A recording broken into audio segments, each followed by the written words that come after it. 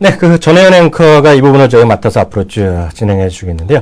전혜연 앵커, 새해 복 많이 받으시고요. 새해 복 많이 받으시고요. 예, 오늘 하루의 전체적인 시황 흐름 한번 짧게 정리해보고 넘어갈까요? 네, 2014년의 첫 거래일인데 오늘 좀 시원하게 오늘 시세 분출이 됐으면 하는 바람이었는데 오늘 좀 반대로 움직이는 양상입니다. 많은 시청자분들이 좀 우려하시는 부분들.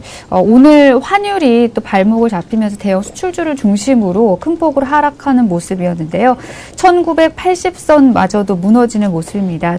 1시 8분 현재 우리 지수가 1978.45포인트, 1% 넘게 약세를 보여주고 있습니다. 32.9포인트대 밀리면서 1980도 깨지는 분위기고요. 사실 시장만 하더라도 2010선에서 출발했는데 계속해서 오후 시장으로 갈수록 더 미끄러지는 모습이 나타나고 있습니다. 코스닥 시장도 역시 강세를 좀 보여주는 듯 했는데 지금 현재는 약세에 잡혀 있습니다. 498.27포인트 보여주고요. 1.72포인트, 0.34% 밀리면서 역시 양시장 모두 파란불이 들어와 있는 부분입니다. 1월 효과 기대감으로 진짜 소폭 오름세를 보여줬습니다만 외국인과 기관이 좀 동반 매도세를 보여주고 있는 부분도 역시 조금 신경이 쓰이는 부분인데요. 수급상으로 볼 때 외국인과 기관 양쪽에서 매도 잡혀 있습니다.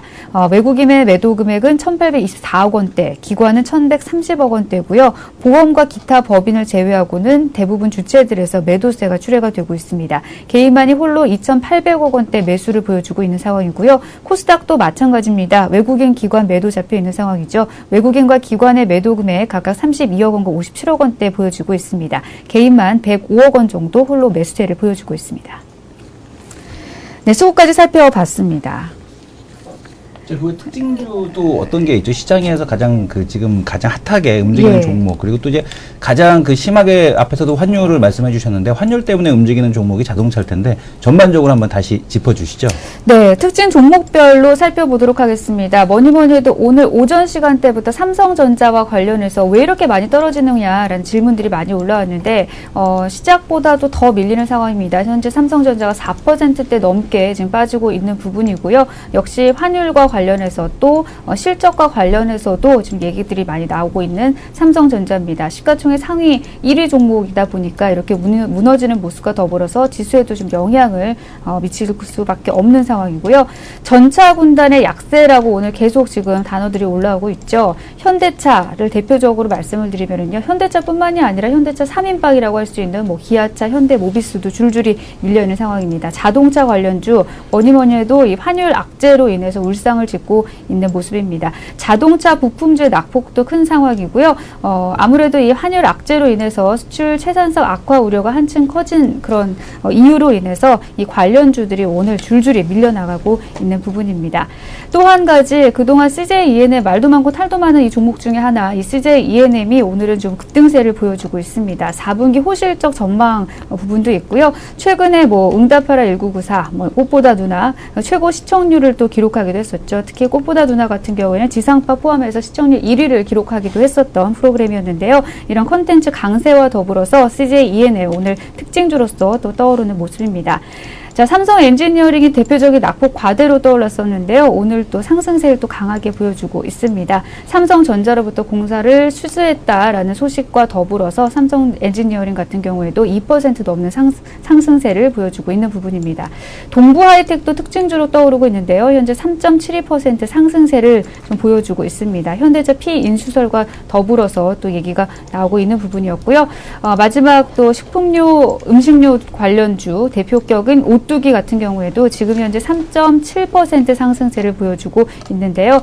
최근에 음식료 업종 내 종목들 상승 흐름을 좀 계속 타고 있는 분위기죠. 이유는 다들 아시는 부분처럼 제품 가격 인상 기대감과 더불어서 상승세를 보여주고 있습니다. 네, 이상 특징 종목별로 살펴드렸습니다. 네, 지금까지요. 특징주까지 해서 간단히 소개해 주셨습니다. 전혜연 앵커 수고하셨습니다. 네, 고맙습니다. 네, 두 번째 코너는요, 저희가 이제 첫 번째는 아침에 오후 1시 현재 시향을 간단하게 종목별로 좀 우리 체크해보는 시간이고요. 두 번째 저희가 매일 준비하는 시간은 두 남재.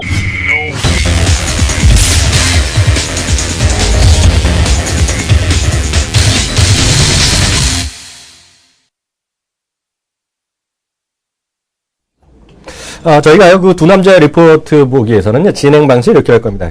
저나 이승원 대표가 하루에 한 종목씩 집중적으로 전 종목을 소개하고 그에 대해서 약간의 서로 이제 질문할까 우리 시청자분들의 입장에서 시청자분의 눈에 맞춰서 종목 얘기를 좀 풀어보는 것 그런 거 하겠고요. 그 다음에는 증권사에서 오늘 당일에 가장 뜨겁게 저는 레포트가 좀 상향 조정된 거 의견 자체 아니면 반대로 떨어진 것들 그런 것들 좀 주로 좀 살펴보겠는데요.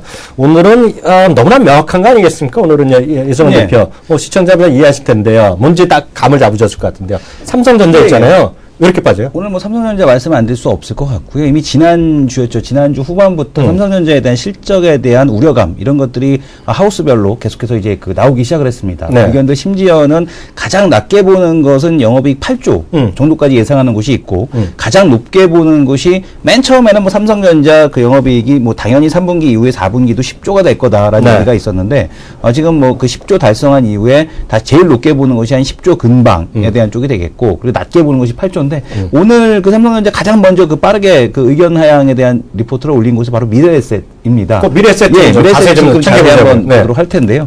지금 보시게 되면은 다른 하우스들하고 역시 마찬가지죠. 지금 보게 되면 약 2조 9천억 지금 보게 되면 9조 2천억 정도, 9조 3천억 근처에 대한 영업이익을 좀 예상을 하고 있다라는 얘기를 지금 나타내고 있고요. 지금 보게 되면은 기존에 한 10조 근처까지 예상을 했었는데 한 6.2% 정도 하향 조정을 했습니다. 그러니까 지금 또 블룸버그 컨센서스가 지금 10조 3,500억인 것에 비해서는 10% 정도 하향 조정한다는 얘기니까 그렇게 지금 크네 그거요? 엄청나게 지금 실적에 대한 전망을 좀 하향을 시켰다라고 보시면 될 것 같습니다. 그 내용을 한번 살펴볼 텐데요. 아마도 지금 갤럭시 S4 우리 또 그 주위에 보게 되는 갤럭시 S4를 사신 분들이 계시는데 갤럭시 S4에 대한 어떤 그 판매량이 맨 처음에 월간 한 700만 대 정도 예상을 했었는데 지금 이제 가장 부정적으로 보는 곳에서는 약 300만 대에서 400만 대 정도가 팔리지 않았겠느냐라는 이제 그런 의견들이 지금 제도가 되고 있습니다. 그래서 왜 이렇게 지금 그 갤럭시 S4 물론 성능은 좋습니다만은 워낙 이제 고가다 보니 판매량에 대한 쪽이 좀 둔화가 됐는데 아무래도 뭐 애플 효과 그리고 또 LG의 뭐 그 넥서스 5인가요? 뭐 이런 효과가 있었을 텐데 그 부분에 대해서 또 그 위원님께서는 어떻게 생각하십니까? 저요? 예. 갑자기 저한테 뜬금없이 왜 물었는지 모르겠는데요. 아무래도 전문가이시니까 그쪽에 또 저는 이렇게 보여 있죠. 그 삼성전자 오늘 사실 보면 미래에셋에서 지금 9조 2천 나왔잖아요. 오늘 혹시 저 머니투데이 신문 보신 분 계시거나 뭐 신문이건 온라인 보신 분 계실 텐데요. 머니투데이에서 뭐 거의 단독으로 썼거든요. 뭐냐면 그 영업이익이 8조 원대라고 썼어요. 8조 원. 네. 근데 그 소스를 밝혀야 되는데 소스를 그룹 내에 뭐 핵심 소식통이나 이런 식으로 썼거든요. 예, 그렇죠. 네, 그거는 뭐냐면 실제로 삼성전자에서 얘기가 났을 가능성이 크다라는 얘기죠. 삼성전자나 그 근처에서 나왔을 텐데 거기서 아마 얘기가 아마 비슷한 얘기 같아요. 결국은 그 스마트폰 기기, 그 프리미엄 폰의 매출이 좀 둔화되는 것은 아니냐. 그런 만큼 경쟁 격화인데 여기서 말하는 경쟁 격화가 바로 레포트에도 그렇게 써 있을 거라고 저는 추정이 되는데요. 그것이 바로 그 구글 안드로이드 폰에 직접 레퍼런스 콘에 직접적으로 나섰던 넥서스 5가 상당히 시장을 잠식하고 있다는 거. 그 부분에 대해서 LG가 LG와 안드로이드 구글이 협업 관계를 아주 강화하고 있다는 게 큰 것 같고요. 그것이 11월 달에 나왔는데요. 넥서스 5가 전 세계적으로 히트를 치고 있다는 거. 거기다가 태블릿 PC에서도요. 한마디로 지금 아이패드가 완전히 시장을 지배하고 있는데 거기서 올해 2014년에 가장 뜨거운 관자인 태블릿에서도 LG가 구글과 협력 강화하면서요. 아마 혹시 여기서 그 아시는 분 계시겠지만 구글 LG에서 8.3인치 G패드라는 걸 만들었는데요. 그것이 또 구글 G패드라고 해서 구글 플레이에서 직접 하는데 그 가격 자체가 8.3인치짜리가 350불 내외거든요. 그러니까 그런 것들이 삼성 입장에서 보면 그 딴 거가 LG 오리지널로 하는 게 아니라 구글과 협업하는 건데 구글의 브랜드라는데 이렇게 싸게 들어가니까 아마 영업력에 대한 뭐랄까 경쟁 격화 가격의 단가 인하 안팎, 그 가격의 단가 인하는 결국 마진율의 둔화. 거기다가 뭐 엔화라든가 이런 것들도 결국은 큰 영향이 있을 것 같은데요. 그런 거 있고 또 보면 그 갤럭시 S5도 그 좀 올해 며칠 있다가 라스베가스 CES에서 발표한다는 얘기도 있잖아요. 그래서 2월 달에 지금 발표를 하게 되는데 아무래도 이제 애플의 그 지금 보게 되면 차이나 모바일 텔레콤과의 차이나 모바일과의 효과 그리고 또 지금 보게 되면은 구글 넥서스 5에 대한 효과 등이 좀 이제 사라지고 2월 달에 갤럭시 S5가 이제 그 노출이 되게 되면 어느 정도 시장에서 좀 반응을 얻지 않을까. 그렇게 되면은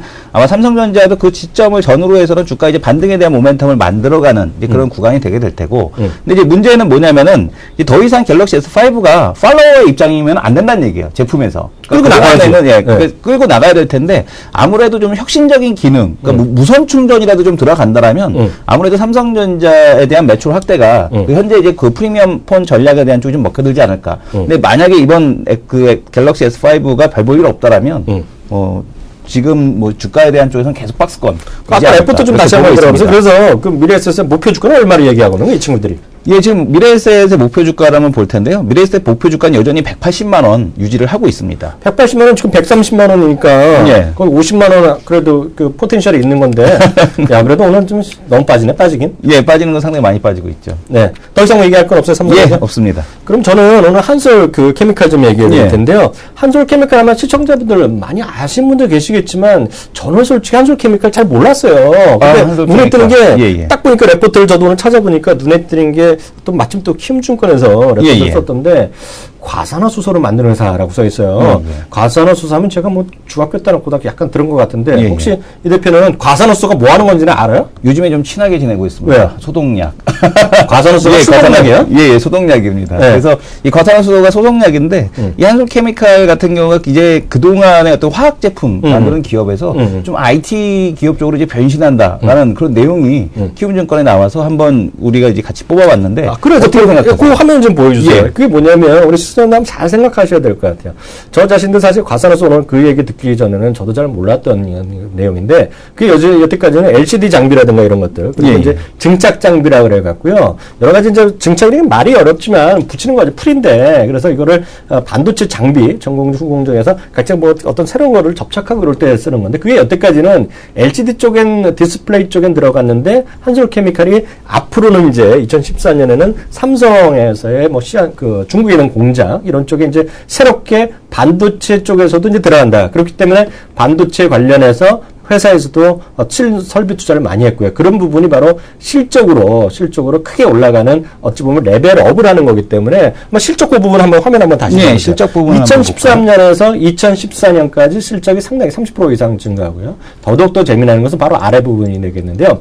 2015년 되면 훨씬 더 그 상승폭이 훨씬 커지는 거죠. 매출의 상승폭이. 그리고 늘 말씀드리지만 이게 아주 조그만 회사랑 계열이나 조그만 뭐 재벌사랑 거래하는 것은 큰 의미가 없겠지만 그래서 뭐 매출이 늘어난다는 것은 저는 이렇게 봅니다. 신뢰성 자체가 별로 없는데 한솔 같은 경우가 좀 삼성이랑 손을 잡고 확실하게 이거 새로운 어떤 그 계약을 맺었다는 것 자체는 그만큼 매출의 레벨업이라는 측면에서 보면 충분하게 해볼 만하다. 그런 관점에서 한솔 케미칼에 대해서 오늘 레포트가 나왔다는 점. 그런 관점에서 오늘 주가 자체는 아직까지 재미없죠. 주가 자체는 뭐 27,000원이고 아직까지 큰 의미가 있는 가격대는 분명히 아니겠지만은요.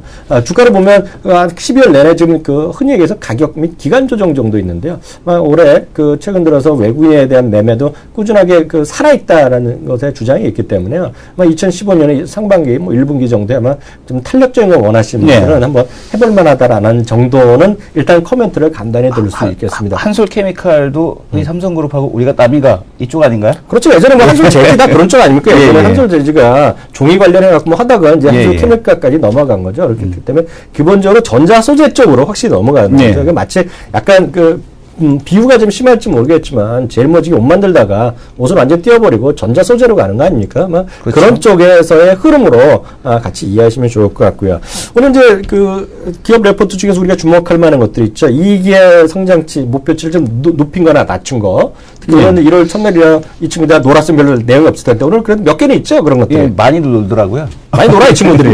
때가 어느 때인데. 때가 그 많이 놀고 있는데 지금 그래도 상향 특징주 쪽에서는 아마 롯데하이마트를 좀 살펴볼 필요가 있을 것 같고요. 롯데하이마트 내가 워낙 전문이잖아요. 네, 롯데하이마트 자주 가시니까 워낙. 제가 일주일에 2번은 오늘도 가 있다고 그래. 오늘도 가십니까?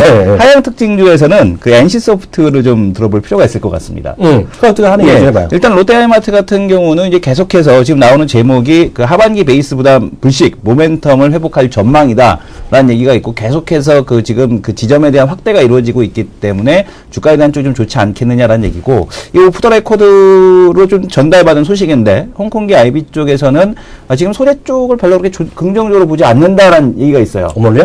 소재 쪽. 소재. 예, 왜냐하면 아직까지 이 재고 자산에 대한 그 소비가 다 이루어지지 않아서 아직까지 소재 쪽보다는 한국 시장에서는 아무래도 이 내수 쪽, 유통 쪽 이런 쪽들. 잠깐 정리하면 소재는 이제 철강화학 얘기하는 거잖아요. 예, 맞습니다. 앞에 붙는 거를 이제 뭐라 그래 흔히 얘기하는 뭐 미국 경기, 글로벌 경기, 뭐 예. 유럽, 중국 경기 좋아진다 소재. 이거 아직 아니라는 거네. 네, 이거 아직 아니다. 한국 애들의 얘기는. 엔화 강세에 대한 얘기도 엔화에 대한 약세에 대한 좀 부담감도 있고 그렇기 때문에 내수유통 쪽에다 자기네들은 좀 더 집중할 거다라는 그런 얘기들이 좀 전해지고 있습니다. 그래서 그런 관점에서 롯데하이마트도 좀 괜찮지 않을까라고 보고 있는데 위원님 의견 한번 주시죠. 저는 롯데하이마트 워낙 좋아하죠. 예. 워낙 딱 가보면은요, 작년, 재작년과는, 그 작년 초반과는 분위기가 많이 틀려졌고요. 예전에 뭐 예전에 하이마트 보면 이게 뭐 주인도 없으니까 이게 회사가 잘 될까 하는 생각이었는데요.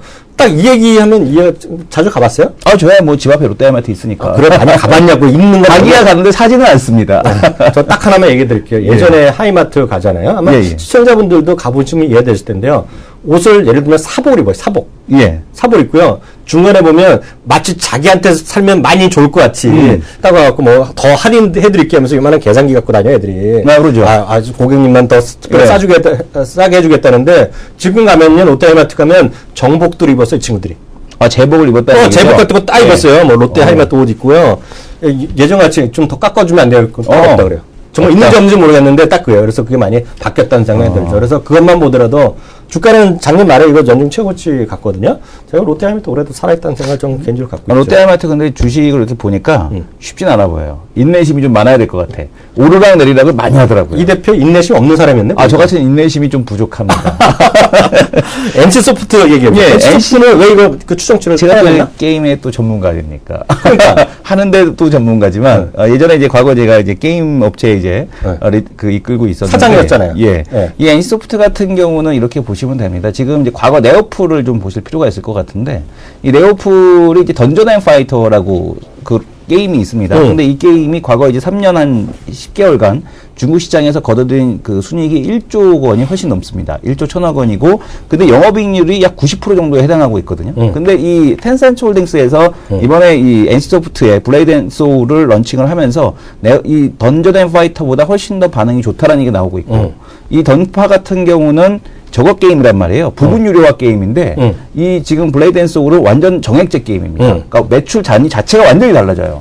근데 지금 1월 달 전에였죠. 이미 12월 달 중순에 이제 전해진 가장 이제 핫한 가장 빠른 뉴스에 의하면 지금 동접 200만 원 훨씬 넘었다라는 얘기가 전해지고 있거든요. 그래서 아무래도 유료화를 가게 됐을 때 지금 시장에서 보수적으로 보는 그러니까 매출액 3천억 정도가 붙는다 연간 보고 있는데 그것도 매우 보수적으로 보고 있기 때문에 아무래도 뭐 NC 같은 경우도 우리가 이제 그 빅피겨, 빅피겨를 바꿀 수 있는 주식들, 앞에 큰 숫자를 바꾸는 주식으로는 2자가 3자, 4자로 갈 수 있는 20만 원대, 30만 원대, 40만 원대로 갈 수 있는 주식이 바로 NC소프트가 되지 않을까. 너무 심하게 얘기하는 건데 지금 2자인데 4자에 간다는 거야? 네, 근데 보게 되면 이 메리츠에서의 보고서거든요. 흥행 예감. NC소프트 가격 부담 없다라고 써놓고 EPS는 하향시켰어. 이게 뭐야? 목표 주가 얼마나 이 친구들은? 목표 주가 이 친구들 같은 경우도 지금 목표 주가가 지금 여기 안 나왔는데 지금 보게 되면은 이걸 하향을 시켜버렸어요. 그 EPS를 상향을 시키면서 이런 보고서를 써야지. 왜 하향을 시키면서 이런 보고서를 쓰냐고요. 그럼 누가 사겠습니까? 이 친구들 만나서 좀 얘기 좀 해봐야 될 것 같고요. 그러면 그 헌법에 올라오는 거 아닌가 모르겠어요. 또 오늘 EPS 올라가는 것은 롯데하이마트. 다만 NC소프트는 목표치 EPS 내렸지만 여전히 매수익이 나왔다. 그리고 중국에 대한 기대는 여전한 블레이드 앤 소울 확실한 거예요? 예, 확실하다고 보고 있습니다. 분명히 자리수가 바뀐다 그래서 아까 제가 뭐 이 애널리스트들을 만나서 얘기 들은 게 아니라 업계에 계시는 분들을 만나서 들은 얘기입니다. 그러니까 제가 지금 얘기 드리는 소식들은 뭐 증권가에 흘러다니는 소식들을 전해드리는 것이 아니고 지금 현장에서 현업에 계시는 분들 얘기를 듣고 전해드리는 거기 때문에 아무래도 내용은 좀 더 확실하지 않을까 이렇게 보고 있습니다. 내용 확실한다고 얘기했고요. 오늘 이 코너는 여기까지 하고요. 다음은요. 저희가 이제 그 일주일에 그 월화수목금이잖아요. 그 중에 그 베스트 전문가에게 듣는 코너 그리고 또 실전에서 있는 언론계에 있는 분 한번 저희가 초빙 예약을 했는데요. 그 부분.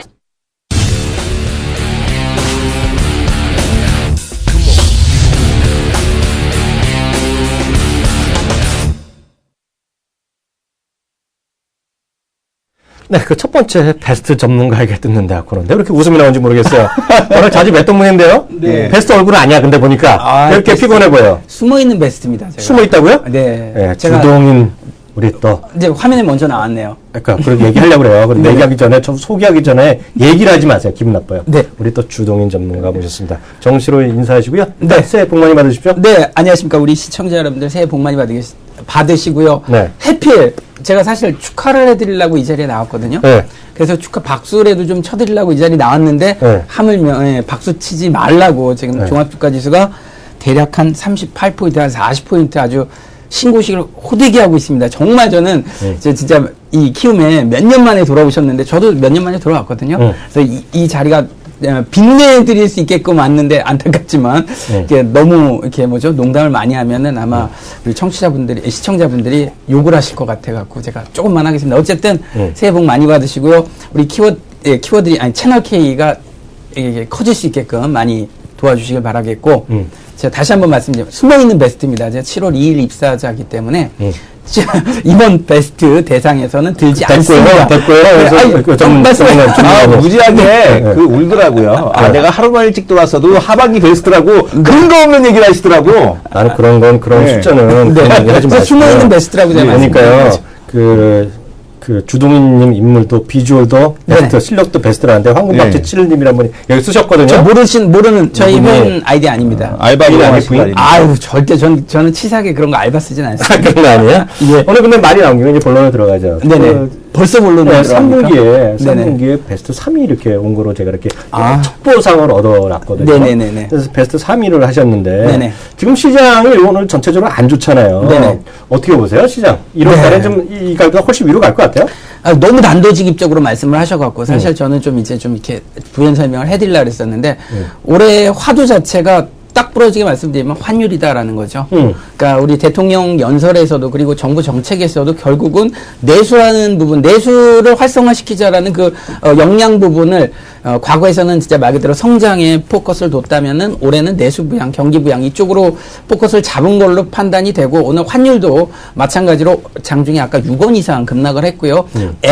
N달러 환율도 105엔까지 치솟으면서 수출주 작살날이라는 표현이 좀 그렇지만 어쨌든 수출주가 대표 시가총액으로 삼성전자 200조짜리가 4%가 빠지는 게 이게 말이 되는 시장인지는 모르겠습니다만 현대차도 마찬가지. 현대차, 기아차, 모비스 합치면 뭐 100조가 넘는데 그런 종목들이 벌써 4% 5% 빠진다.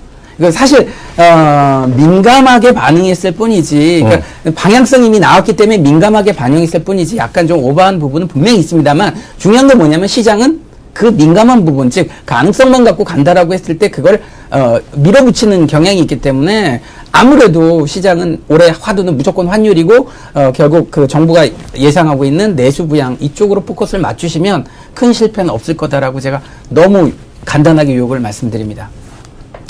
그러면은 아까 그 홍콩계 아이비하고 의견이 같아. 역시 베스트야.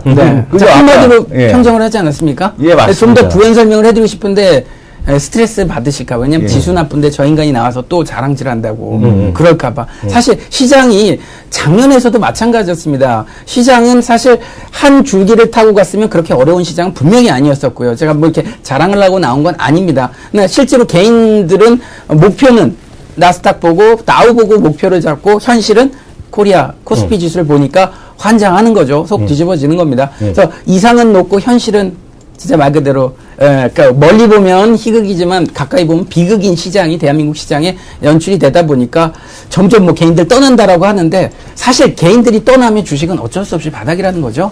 그런 관점에서 보면 전문가님 좀 여쭤볼 저도 이제 얘기 듣다 보니까 듣다 보면 전문가님 말씀하시는 고개가 끄덕끄덕 되긴 해요.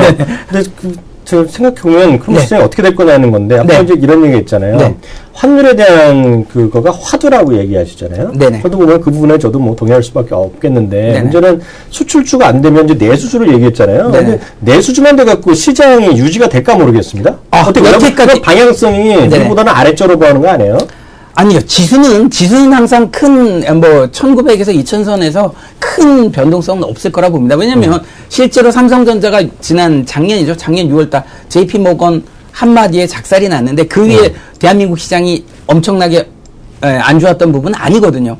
반대로 최근, 그러니까 하반기 11월달, 12월달 현대차, 기아차, 자동차가 안 좋았음에도 불구하고 사실 시장은 꿋꿋이 2000선을 버텨냈거든요. 그러니까 과거와 다르게 진짜 삼성전자, 현대차 못 가면 시장이 못 간다라는 이미지는 이미 벗어난 것 같습니다. 반대로 얘기하면은 그 중심에서 SK텔레콤 같은 경우가 보이지 않게 시장을 주도해서 벌써 1년 반 동안, 그러니까 개월수로 치자면 20개월 가까이 정배열 추세를 유지하고 있고요. 거기에 이제 각각의 내수 업종들이 움직이고 있다라는 거죠. GS 홈쇼핑, CJ 홈쇼핑, 현대 홈쇼핑, 홈쇼핑주들이 사상 최고가가 나왔습니다.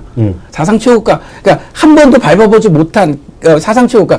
다우나스닥이 사상 최고가 나왔다고 부러워할 게 아니라 그들도 우리도 나오고 있는 주식은 분명히 있다라는 걸 감안하면 이미 작년서부터 시작은 했다. 발동은 걸렸다라는 얘기고. 근데 네. 다는 알아듣죠. 네네. 그 쉽게 얘기해 알아듣는데 이 대표는 어떻게 보세요? 이게 정말 그 말한 대로 뭐 현대차 아까 현대차 삼성전자 없어도 된다. 없어도 좋다 이거예요. 그러면 네네. 수출 관련주가 우리가 대부분이잖아요. 네. 아까 얘기한 거가 홈쇼핑 얘기하고요, 통신주 얘기하고 뭐 이랬잖아요. 네네. 그 외에 또 뭐 있어? 솔직히 까놓고 말해서 개인들이 싫어하는 주식이 간다라는 얘기를 해드리려고 하는 거예요. 개인들이 싫어하는 주식이 간다. 그런 주식 몇 개 더 얘기해 보세요. 그렇죠. 그럼 좀 알아서. 지금 아까도 얘기했다시피 홈쇼핑, SK텔레콤 말고 게임주 말고 그 다음에 뭐가 있는 거예요? 지금 사실 추세로 움직이고 있는 건 네이버도 네. 있고요. 지금 NC소프트 같은 이런 게임주도 있고 사실 우리 뭐 SNS 관련해서 트위터는 허건날 뭐 한 달 동안 70% 올랐는데 우리 그에 따른 종목이 군이 없다 보니까 테마주가 형성이 안 됐던 부분이 좀 아쉬운 부분이고 어찌됐든 뭐 네이버 같은 주식도 여전히 추세로 올라가고 있는 주식이고. 그래봤자, 잠깐만요. 그렇죠. 그래봤자 20개 아니에요? 그쵸. 그래봤자 20개죠. 한된다라는 거죠. 예전처럼 네. 다양한, 그러니까 시가총액 자체가 예전에는 다양한 업종별로 순환매가 나왔는데 지금은 그 5개 중에 얘 하나만 간다. 왜?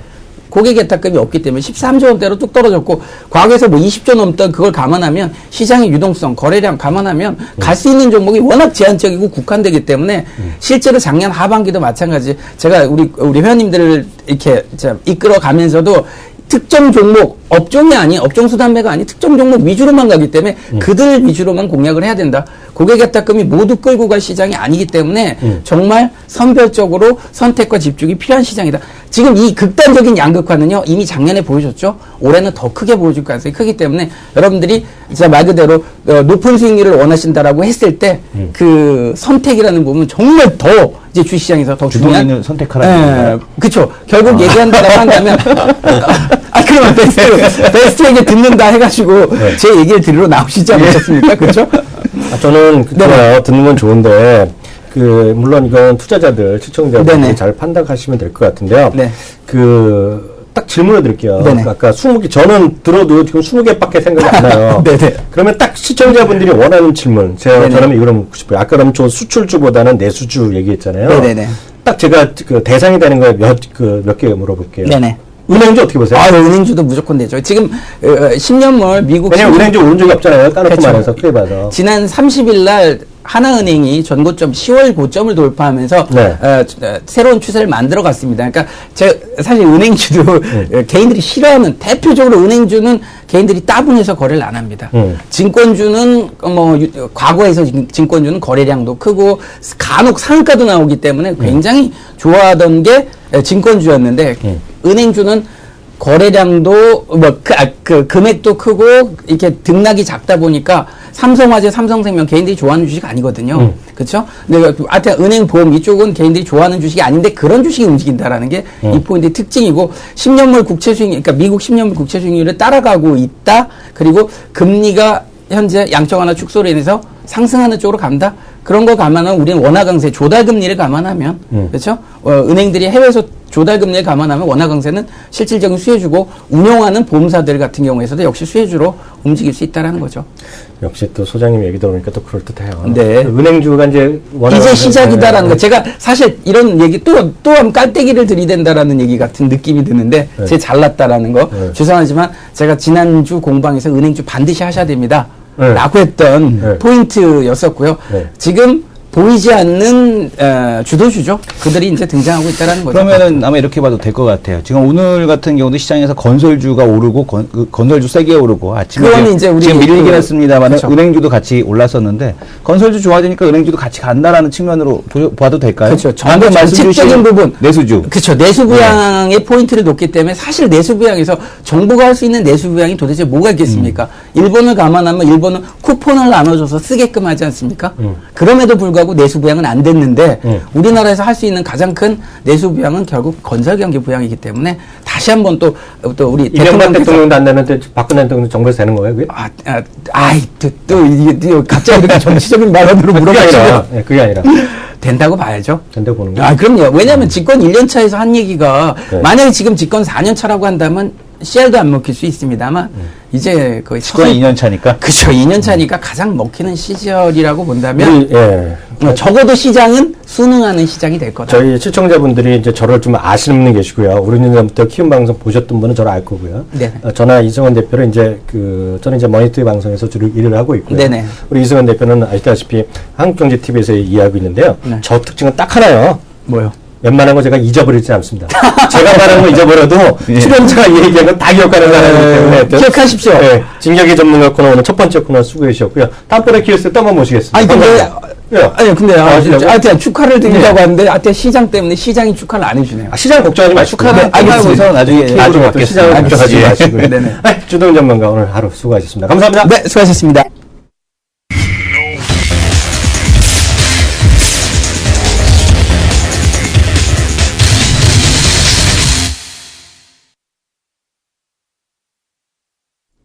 네, 그 토크 배틀 시간이라고 제가 잠시 전에 소개해드렸는데, 토크 배틀은 그날에 있었던 해외 이슈면 해외 이슈, 국내 이슈면 국내 이슈, 아니면 종목이면 종목도 될 것 같고요.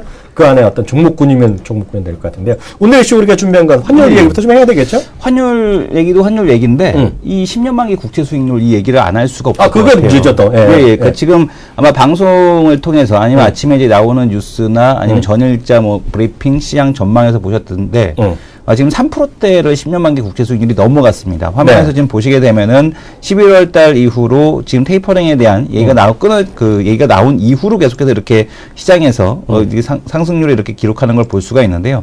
이 상승률에 쪽에서 과연 한국 시장으로 외국인에 대한 매수가 있을 수 있을 것이냐에 대한 논란이 많거든요. 저는 기본적으로 이렇게 보죠. 미국의 이제 미국뿐만 아니라 글로벌 금리의 어떤 기축이 되는 것이 결국은 미국의 TV 금리가 되겠는데요.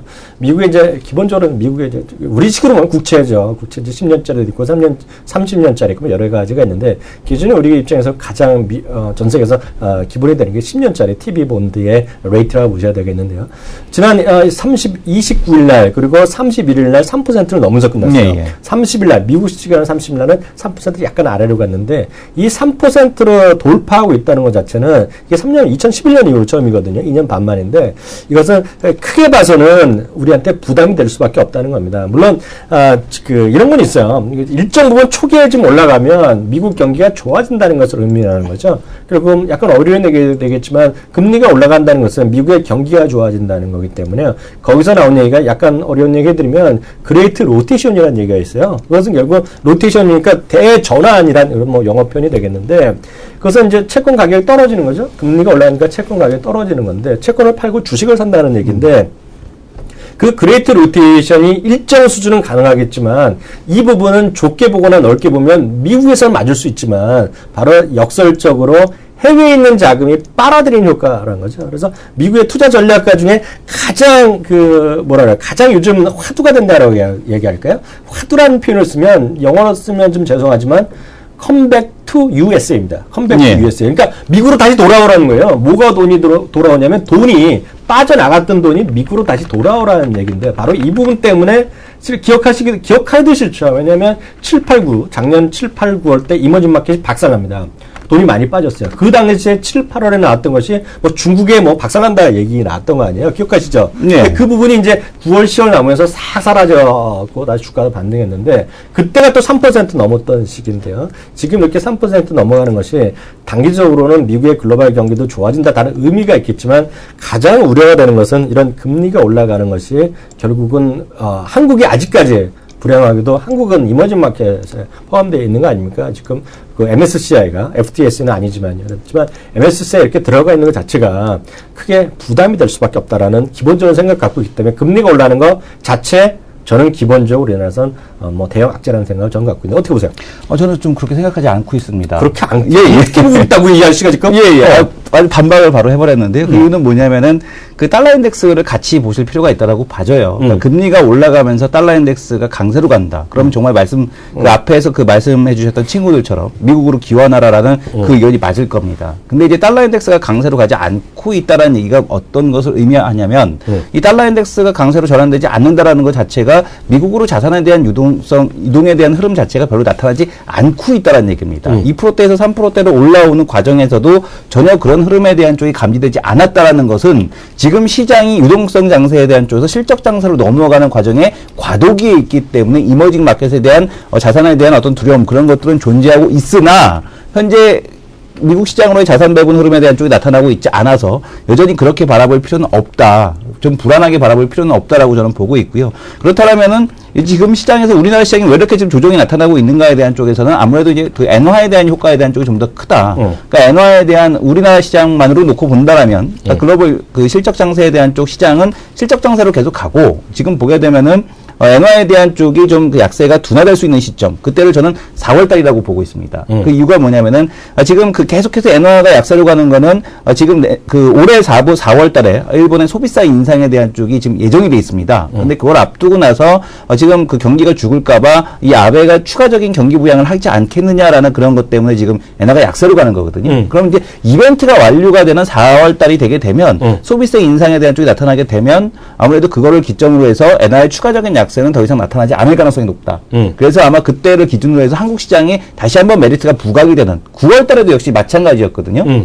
작년 9월 달에도 그런 시각에서 엔화에 대한 그 약세가 둔화되면서 외국인들이 한국 시장으로 쫙 이렇게 44일 연속 순매수가 들어왔듯이 그런 흐름이 나타나지 않을까. 44일이나 그때 순매수했어요? 네, 44일 연속 순매수했습니다. 아주 하도 옛날 얘기 같아. 디테일이 강하시면서. 예. 지나간 건 기억할 필요가 없죠. 예, 그래서 이제 그런 부분을 좀 저는 보고 있고요. 그래서 지금 그 금리 쪽에 굳이 포커스를 맞추시기보다는 그 엔화 쪽에다 포커스를 좀 더 맞추시고서 시장을 접근하는 게 바람직한 그 판단 기준점이 되지 않을까 저는 이렇게 보고 있습니다. 두 번째 주제 한번 넘어가죠. 예, 두 번째 주제로 좀 넘어갈까요? 그래도 오늘 1월 첫날인데요. 많은 사람들이요. 저는 실망스러운 얘기 한번 해드릴까요? 예, 어떤 얘기요? 1월 달이 되니까요. 예, 예. 이 사람들 반성집도 해야 돼요. 예. 저는 뭐 장기 전망하는 걸 별로 싫어하는 입장인데요. 1월 달에요. 증권사들이 어떤 전망을 했는지 지수의 바운더리를 어떻게 얘기했는지 저희가 표를 준비해 봤습니다. 이거 같이 좀 보면서 제가 설명드리겠는데요. 1월 한 달에 보면 연간이 아닙니다. 1월 달에 보면은요. 제가 확인드릴게요. KDB 대우증권이 저점을 1950에서 2100을 했습니다. 1950에서 2100. 오늘 지금 1974포인트잖아요. 1950일 바닥이니까 이거들을 보면 1월 달이죠? 1월 달이죠. 그러면 이것만 보면 무조건 사야 된다는 것인데요. 이 부분이 이 증권사가 복사 굳히기 한 것 같아요. 복사 및 굳히기. 왜냐면 거의 다 똑같아요. 뭐냐면 교보증권 똑같습니다. 이거 짜고 하는 것도 아니고 똑같아요. 1950에서 2100 간다고 하고 있고요. 키움증권 있죠. 저희가 일하고 있는 오늘 있는 키움증권도 똑같이 복사 붙이기 한 친구들입니다. 1950에서 2100 간다고 있고요. HMC 투자증권 여기 안 써놨는데 HMC 투자증권도 1900에서 2100. 왜냐하면 똑같이 얘기한 증권사는 8개 정도 증권사가 됩니다. 똑같아서 제가 안 써놨어요. 약간 다른 얘기한 것 두 군데 말씀드릴게요. IBK 투자증권은요. 이거보다 조금 내려놨습니다. 1930에서 2030. 그래서 1930이면 지금보다 40포인트 정도 아직 룸이 있다는 거고요. 농협도 마찬가지입니다. 농협도 1930에서 2070을 얘기하고 있는데요. 그래서 농협은 위아래를 반대로 약간씩 좀 아래로 낮춰놓은 것이 시장의 특징이 되겠습니다. 그러니까 결론적으로 제일 보수적으로 본다면 아마 IBK 투자증권 정도가 제일 보수적으로 놨는데요. 이것도 이런 흥미로운 얘기가 있어요. 오늘은 이제 비록 시장이 안 좋게 출발했지만은요. 1월 달에 우리 제니어리 이펙트 이런 얘기 많이 들으셨을 텐데요. 1월 효과의 전반적인 우리나라도 2001년 이후에 보면은요. 평균 1.55% 상승했다는 겁니다. 그러니까 오늘 1.5%니까 오늘 벌써 지금 2, 3% 훅 떨어졌잖아요. 그 1.7%가 떨어졌으니까요. 오늘 저점에서 만약 사가 그게 바닥이라 그러면 한 3.5% 정도 올라올 수 있다는 거예요. 통계적으로 말씀드리면요. 그리고 또 확률 보면 2001년 이후에 올라간 1월 있고 떨어지는 1월이 있는데 한 60% 정도는 거예요. 그러니까 3번 중에 2번, 아니면 10번 중에 6번 조금 넣는 정도는 1월 달에 주식을 사면 성공했다라는 분명히 나오는데요. 이게 앞으로 좀 1월 달이 될지에 대해서는 이성훈 대표 먼저 얘기해 보세요. 저는 1월 달이 될 거라는 그 통계에 대한 쪽에서 이건 좀 그 통계가 원하는 시점에 통계를 갖다 쓰기 때문에 좀 문제가 있다고 보고 있습니다. 오늘 아침에 이제 연합뉴스에서 나온 건데 약간 제가 그 뉴스를 보면서 이 친구들 좀 설레발 치네라는 얘기를 들었거든요. 설레발. 예. 왜냐면은 13년 또 하필이면 또 통계치가 13년이에요. 13년 동안 1월 첫 번째 개장일 날 주가가 상승하면은 주가가 상승할 확률이 13번 중에 10번이었다. 첫날.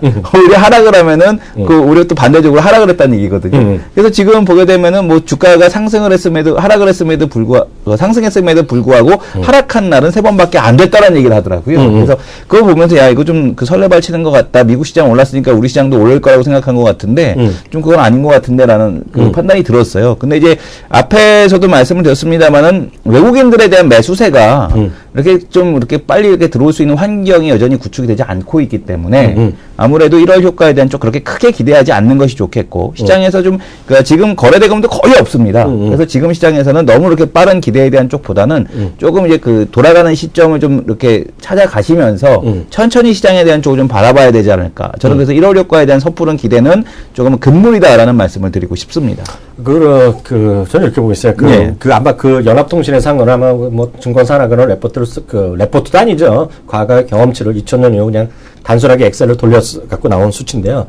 미국은 그런 게 분명히 있어요. 1월 첫날이 올라가면 1월 한 달이 올라갔다는 경험이 많이 있다는 거. 그리고 1월 한 달이 강하면 12월 달까지 연간은 강했던 확률이 뭐 7, 80% 됐다라는 확률적 얘기가 많이 나왔고요. 아마 내일 아침에도 아마 그런 뉴스가 아마 미국의 블룸버그나 CNBC 이런 데 아마 그게 나올 가능성이 큽니다. 그리고 미국은 워낙 지금 분위기가 좋기 때문에 아마 미국 첫날 올라 쪽에 베팅하는 애들이 많이 있다고 제가 뉴스를 오늘 새벽에 잠깐 본 적이 있어요. 1월 첫날도 오를 것에 베팅하는 사람들이 있다. 제가 그 야훈가 어디서 제가 설문조사한 걸 봤는데요. 그러니까 그만큼 기대감이 분명히 살아있습니다. 그렇기 때문에 내일 아침에 또 미국이 혹 갭반등하면 추가적인 상승이 우리 시장 어떻게 될지 모르겠지만 큰 틀에서 봐서는 저도 1월 효과 우리 시장에서 크게 기대할 건 쉽지 않다라는 생각 갖고 있고요.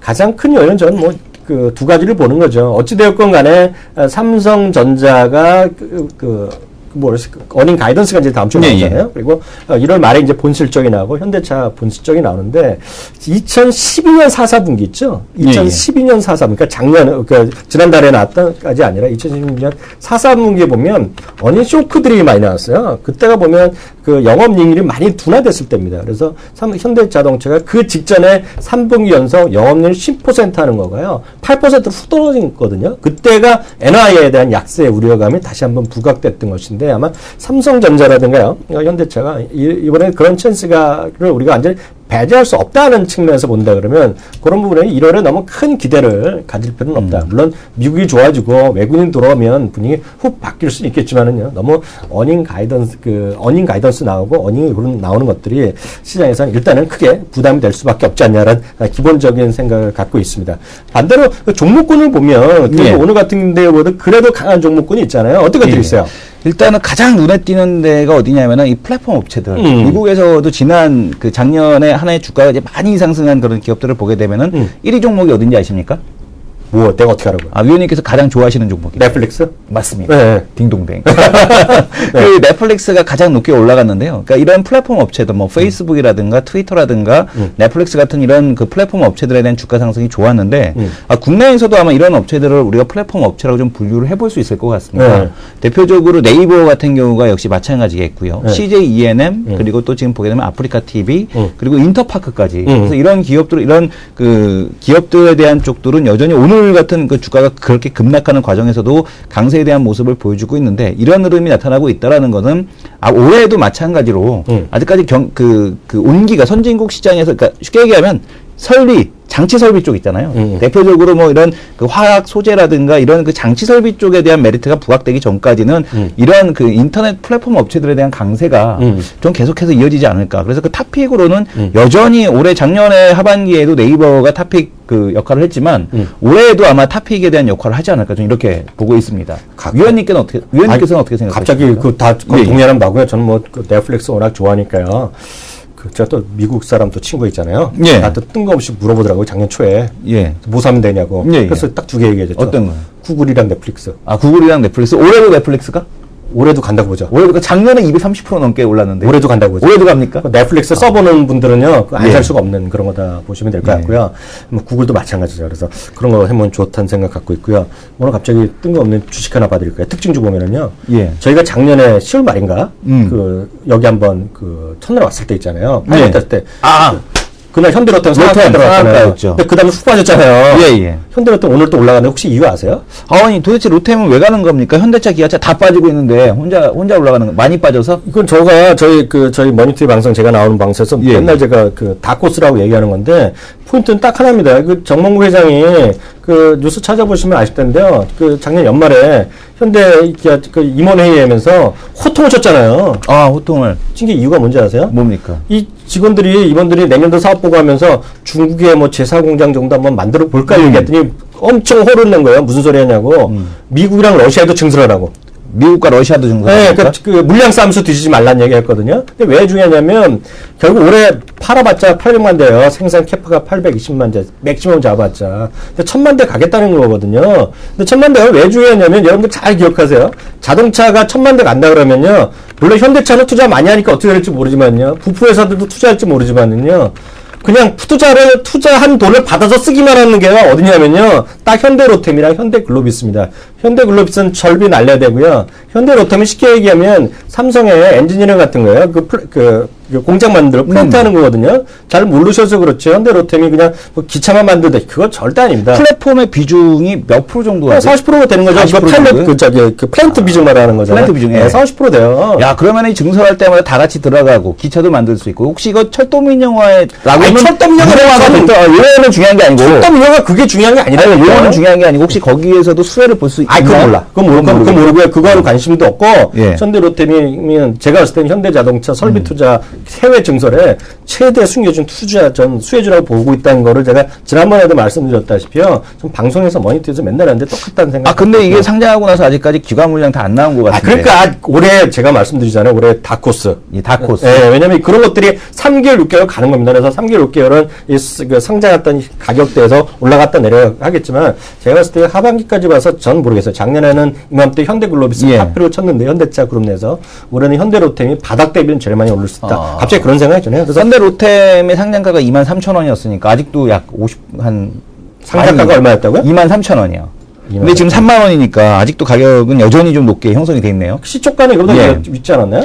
훨씬 늦었죠. 그러니까 하여튼 이 언저리 가격에서 하여튼 제 말씀은 올해 저점 대비 상승률은 모르겠어요. 제 생각엔 현대차 안에서는 제일 좋을 것 같다는 생각 혼자 개인적인 생각이니까 참고하시면 좋을 것 같고요. 마지막 코너로 넘어가도록 하겠습니다.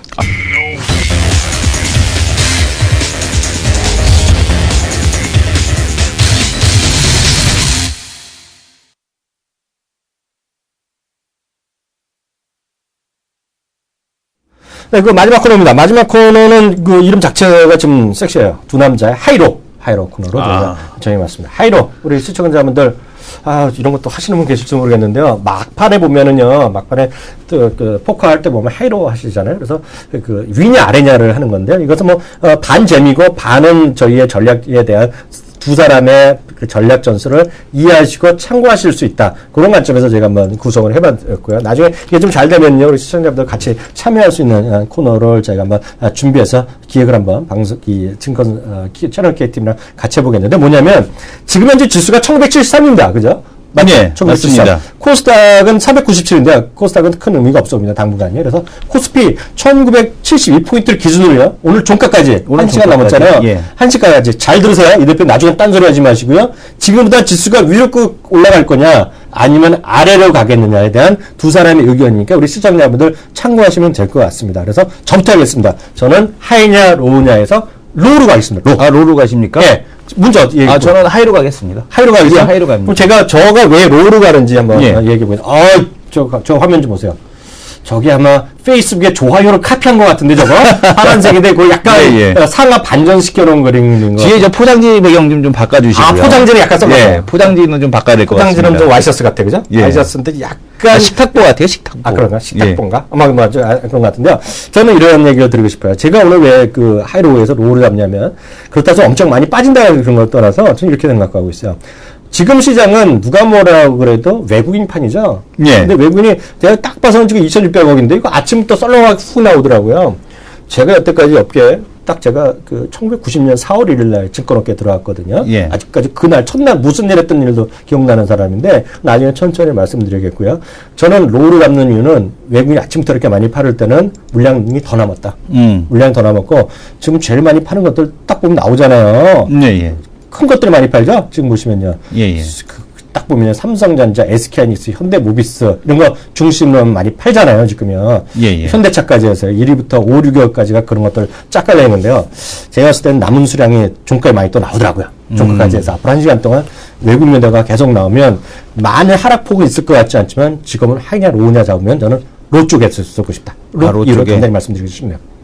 저는 지금 거래대금이 뭐 3조니까 외국인 매도 물량은 많지 않음에도 불구하고 빠진다라고 보고 있고 또 이제 그 연기금이라든가 또 기관의 종가의 또 관리에 대한 좀 한번 기대를 해보도록 하겠고요. 또 이제 지금 보게 되면 삼성전자나 현대차, 기아차에 대한 엔화에 대한 이 지금 보게 되면 트라우마, 이 딜레마가 좀 너무 이렇게 강하게 작용을 하고 있다라고 보고 있습니다. 특히 이 삼성전자 같은 경우도 지금 뭐 주가에 이미 또 반영돼가는 상황이기 때문에 장 막판에는 아마 지금 1973 벌써 반등하고 있지 않습니까? 약간 또 이렇게 그 돌아 올라오고. 잠깐만, 우리 아까 1973에서 시작한 거 확실해요? 1972.89 여기서 시작했어요. 아, 이 사람 또 말 바꾸는데.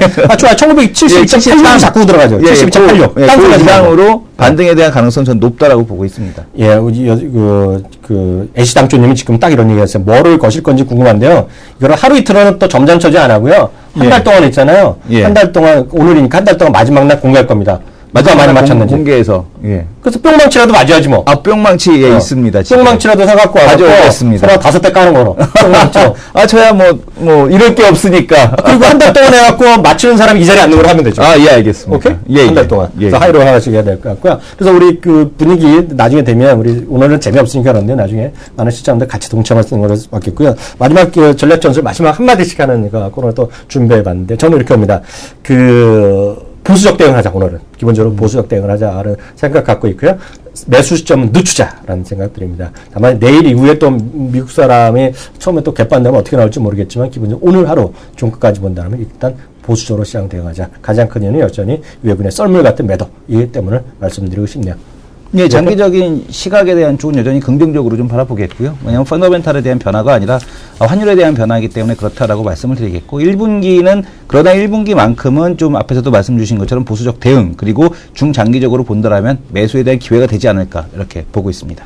네, 오늘 첫날 저렇게 이렇게 깔끔하게 나름 깔끔인데요. 첫날에 아직 정신이 없었어요. 그래서 어떻게 해야 되는지 모르겠는데요. 오늘 첫날 소감 한번 얘기해 보시죠. 예, 오늘 청마 대운의 해인데 여러분들에게 이제 좋은 날 좀 오픈을 했으면 좋았을 텐데 아쉽게도 좀 오늘 첫날 내렸습니다. 하지만 시장에 대한 흐름, 주식 하루 이틀 하는 것이 아니죠.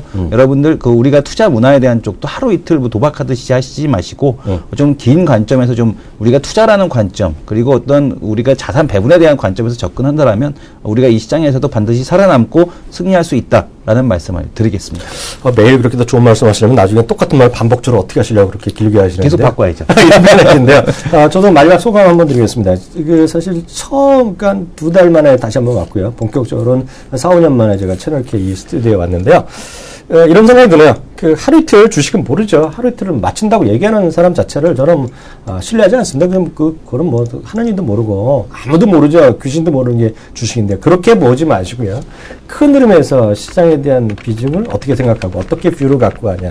큰 틀에서 2014년 청마해 아까 얘기했는데요. 그런 올해 한 해 큰 그림을 어떻게 보냐. 그리고 글로벌이 어떻게 움직이냐. 이런 큰 시각을 갖고 우리가 주식 투자하면 조금이라도 돈을 벌 찬스, 가능성이 커진다는 분명한 믿음을 갖고 있고 그 부분에 대해서는 전 사실 150% 확신을 갖고 있습니다. 물론 첫날 하루 어떻게 될지 판단하실지 모르겠지만요. 꾸준하게 저희랑 함께 하시면 다시 말씀드리죠. 돈 버는 찬스, 돈 버는 가능성이 커질 수 있다는 거 말씀드리겠고요. 저희가 아직 세팅이 다 안 됐는데요. 저희가 내일 되면 저희가 이 방송 말고요. 저희가 다시 보기 같은 것들을 어떻게 더 지하철 타고 다니면서 어떻게 보실 수 있고 집에서 어떻게 다시 쉽게 확인할 수 있는 방법 내일 또 자세하게 소개해 드리도록 하겠습니다. 오늘 방송 첫 번째